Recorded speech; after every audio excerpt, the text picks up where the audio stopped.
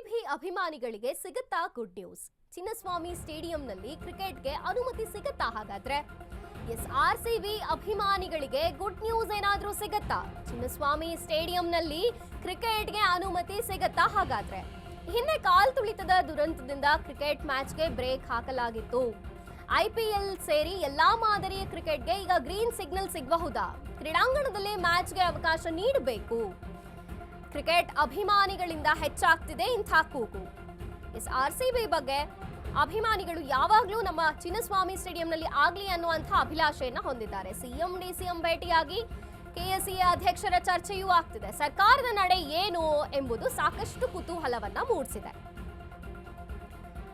ಈ ಹಿಂದೆ ಆರ್ಸಿಬಿ ಅಭಿಮಾನಿಗಳಿಗೆ ಬ್ಯಾಡ್ ನ್ಯೂಸ್ ಅನ್ನುವಂಥ ಸುದ್ದಿ ಹರಡಿತ್ತು. ಯಾಕೆ? ಹಿಂದೆ ಕಾಲ್ ತುಳಿತ ಆಗಿದೆ, ಸರಿಯಾದ ವ್ಯವಸ್ಥೆಗಳಿಲ್ಲ, ಸರಿಯಾಗಿ ಅಲ್ಲಿ ಜನದಟ್ಟಣೆ ಇರುವ ಕಾರಣ ಆಂಬ್ಯುಲೆನ್ಸ್ ಆಗಲಿ ಪೊಲೀಸ್ ವಾಹನಗಳಾಗಲಿ ಬರೋದಕ್ಕೆ ಆಗೋದಿಲ್ಲ. ಹಾಗಾಗಿ ಇಲ್ಲಿ ಕ್ರಿಕೆಟ್ ಅನ್ನ ಆಯೋಜನೆ ಮಾಡೋದು ಬೇಡ ಅನ್ನುವಂತಹ ಕೂಗು ಕೂಡ ಕೇಳಿ ಬಂದಿತ್ತು. ಆದ್ರೆ ಈಗ ಆರ್ಸಿಬಿ ಅಭಿಮಾನಿಗಳಿಗೆ ಗುಡ್ ನ್ಯೂಸ್ ಸಿಗಬಹುದಾ ಅಂತ ಕಾದು ನೋಡಬೇಕಿದೆ. ಸರ್ಕಾರದ ನಡೆ ಏನು? ಆರ್ಸಿಬಿ ಅಭಿಮಾನಿಗಳಿಗೆ ಹಾಗಾದ್ರೆ ಸಿಗತ್ತಾ ಗುಡ್ ನ್ಯೂಸ್? ಸಾಕಷ್ಟು ಅಭಿಮಾನಿಗಳು ಆಸೆ ಪಡ್ತಿದ್ದಾರೆ ಚಿನ್ನಸ್ವಾಮಿ ಸ್ಟೇಡಿಯಂನಲ್ಲಿ ಕ್ರಿಕೆಟ್ಗೆ ಅನುಮತಿಯೇ ಸಿಗಬೇಕು. ಐಪಿಎಲ್ ಇರಲಿ ಅಥವಾ ಬೇರೆ ಯಾವುದೇ ಮ್ಯಾಚ್ಗಳಿರಲಿ, ಚಿನ್ನಸ್ವಾಮಿ ಸ್ಟೇಡಿಯಂನಲ್ಲಿ ಕ್ರಿಕೆಟ್ ಆಗಬೇಕು. ಈ ಹಿಂದೆ ಕಾಲ್ ತುಳಿತದ ದುರಂತದಿಂದ ಅಪಘಾತಗಳು, ನೋವುಗಳು ಸಂಭವಿಸಿದ್ರೂ ಕೂಡ ಈ ಒಂದು ಎಲ್ಲಾ ಕ್ರಮಗಳನ್ನ ತೆಗೆದುಕೊಂಡ ಆದ್ರೂ ಕೂಡ ಕ್ರೀಡಾಂಗಣದಲ್ಲಿ ಮತ್ತೆ ಮ್ಯಾಚ್ಗೆ ಅವಕಾಶವನ್ನ ನೀಡಬೇಕು. ಕ್ರಿಕೆಟ್ ಅಭಿಮಾನಿಗಳಿಂದ ಇಂಥ ಕೂಗು ಹೆಚ್ಚಾಗ್ತಿದೆ. ಸರ್ಕಾರದ ನಡೆ ಏನು ಎನ್ನುವಂಥದ್ದು ಸಾಕಷ್ಟು ಕುತೂಹಲವನ್ನ ಮೂಡಿಸಿದೆ. ಅಧ್ಯಕ್ಷರು ಕೂಡ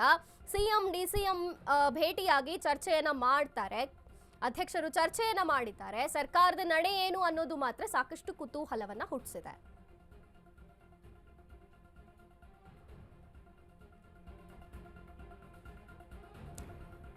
ಬೆಂಗಳೂರಿನಲ್ಲಿ ಮತ್ತೆ ಕ್ರಿಕೆಟ್ ಆಗಬೇಕು. ಚಿನ್ನಸ್ವಾಮಿ ಸ್ಟೇಡಿಯಂನಲ್ಲಿ ಕ್ರಿಕೆಟ್ ನಡಿಬೇಕು. ಈ ಹಿಂದೆ ಕಾಲ್ ತುಳಿತದ ದುರಂತದಿಂದ ಸಾಕಷ್ಟು ಆಘಾತಗಳು, ಅಪಘಾತಗಳು ಸಂಭವಿಸಿತ್ತು. ಆದರೆ ಆ ಬಗ್ಗೆ ಎಲ್ಲಾ ಸರಿಯಾದ ಕ್ರಮಗಳನ್ನ ತೆಗೆದುಕೊಂಡಾದ್ರೂ ಕ್ರೀಡಾಂಗಣದಲ್ಲಿ ಮ್ಯಾಚ್ ಆಗಬೇಕು ಅನ್ನುವಂಥ ಕೂಗು ಅಭಿಮಾನಿಗಳಿಂದ ಕೇಳಿ ಬರ್ತಿದೆ.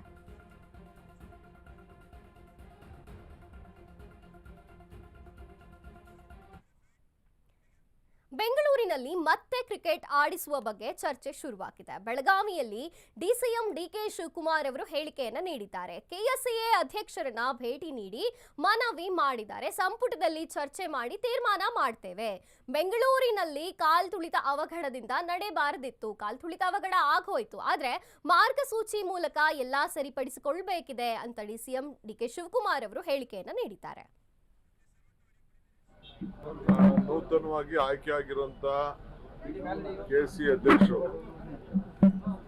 ಅವರು, ಅವರ ತಂಡ ಅವರೆಲ್ಲ ಬಂದು ಭೇಟಿ ಮಾಡಿದ್ರು ನನ್ನ ಮುಖ್ಯಮಂತ್ರಿಗಳನ್ನ. ಅವರು ಮನವಿ ಕೊಟ್ಟಿದ್ದಾರೆ. ನಾವು ಇವತ್ತು ಕ್ಯಾಬಿನೆಟ್ ಅಲ್ಲಿ ಚರ್ಚೆ ಮಾಡಿ ತೀರ್ಮಾನ ಮಾಡ್ತೀವಿ ಅಂತ ಹೇಳ್ತೇವೆ. ಆದರೆ ಆಕ್ಸಿಡೆಂಟ್ ಆಯ್ತು, ತಪ್ಪದು ಆಗಬಾರ್ದಾಗಿತ್ತು. ಅನೇಕ ತಪ್ಪುಗಳು ಆಗಿದೆ. ಸೊ ಅದೆಲ್ಲ ಸರಿಪಡಿಸ್ಕೊಂಡು ಮುಂದಕ್ಕೆ ಕೆಲವು ಗೈಡ್ಲೈನ್ಸ್ ಮೇಲೆ ನಾವಂತೂ ಓಪನ್ ಮೈಂಡ್ ಇದ್ದೀವಿ. ನಾನಂತೂ ವೈಯಕ್ತಿಕವಾಗಿ ನಮ್ಮ ರಾಜ್ಯದ ಒಂದು ಗೌರವದ ವಿಚಾರ ನಾವು ಹಾಳು ಮಾಡ್ಕೋಬಾರ್ದು ಅನ್ನೋದು ನಮ್ಮ ಆಸೆ.